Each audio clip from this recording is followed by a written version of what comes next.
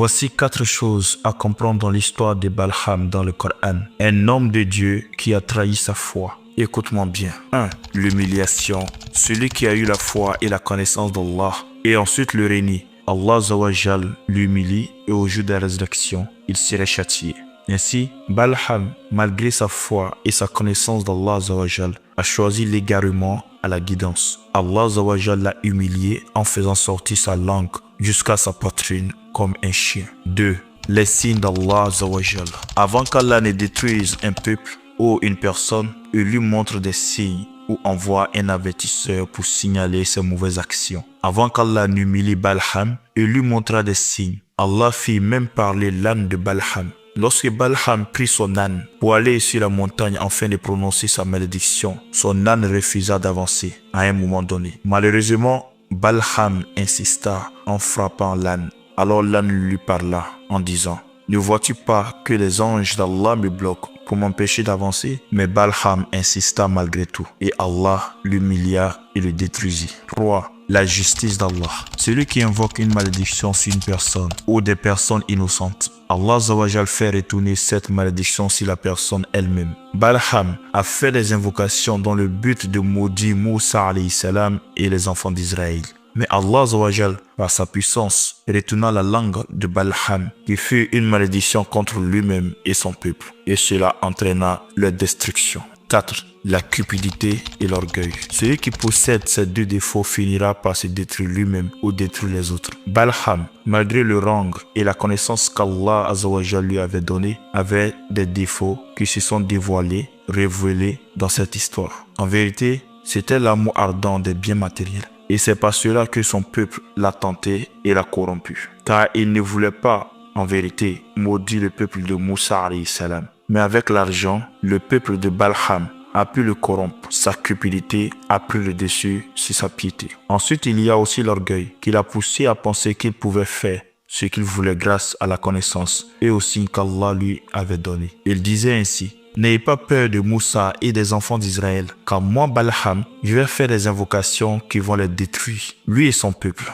Et ça, c'est de l'orgueil. 5. Conséquences du péché. Un peuple qui persiste à commettre la fornication sera beaucoup éprouvé par plusieurs choses, comme des maladies incurables, une vie très courte et une pauvreté extrême. Après qu'Allah eut humilié Balham en faisant sortir sa langue de sa bouche jusqu'à sa poitrine comme un chien, Balham sut qu'il avait perdu ce bas monde et la vie future. Balham dit à son peuple: « Faites sortir les belles filles du village dans le but de dissuader l'armée de Moussa alayhi salam. Car si une personne parmi les hommes de Moussa commettait la fornication, cela suffirait pour qu'Allah détruisît les enfants d'Israël. » Et cela se réalisa, car l'un des hommes de Moussa alayhi salam succomba à la tentation et commit la fornication. Allah fit descendre la peste, une maladie qui fit mourir plus de 70 000 Israélites, avant que le prophète Moussa ne soit au courant de ce péché et lui fasse une invocation pour demander pardon à Allah Azawajal. Fin de citation. Maintenant, voici certains conseils que j'ai tirés de cette histoire pour toi spécialement. 1. Ne maudis pas une personne innocente avec ta langue. Sinon, cette malédiction serait une bénédiction pour cette personne et un échec pour toi dans ta vie. 2. Ne te laisse pas tenter par les biens matériels et l'orgueil. Cela peut te conduire au péché, comme l'égoïsme, qui te ferait penser à toi seul, sans avoir pitié des autres. Tu pourrais même vendre un pays entier, car ce qui arrive aux autres te touche très peu. L'amour des biens matériels te rendra avare. Quelqu'un d'avare pourrait laisser sa femme et ses enfants mourir alors qu'il possède des millions.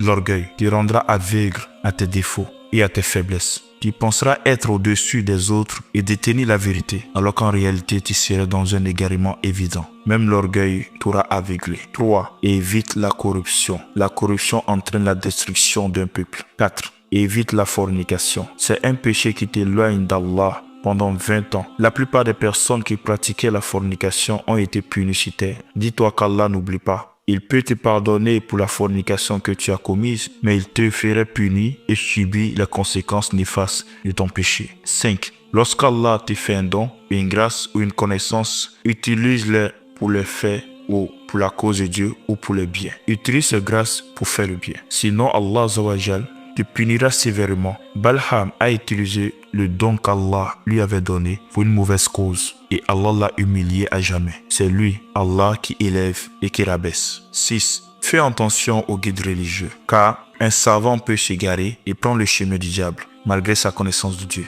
Et Balham en est un bel exemple. Il était un savant, un homme de Dieu, qui détenait la science, mais il a choisi le chemin du diable.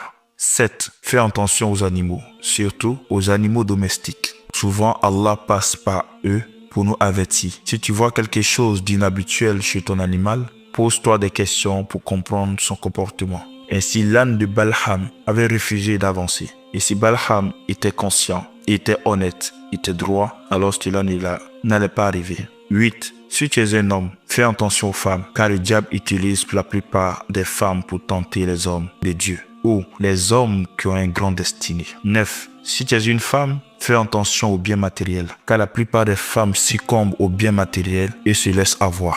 Ainsi, je vais m'arrêter ici. Je vais te dire, on sera la prochaine, Inch'Allah. Qu'Allah donne la bonne compréhension et la mise en pratique.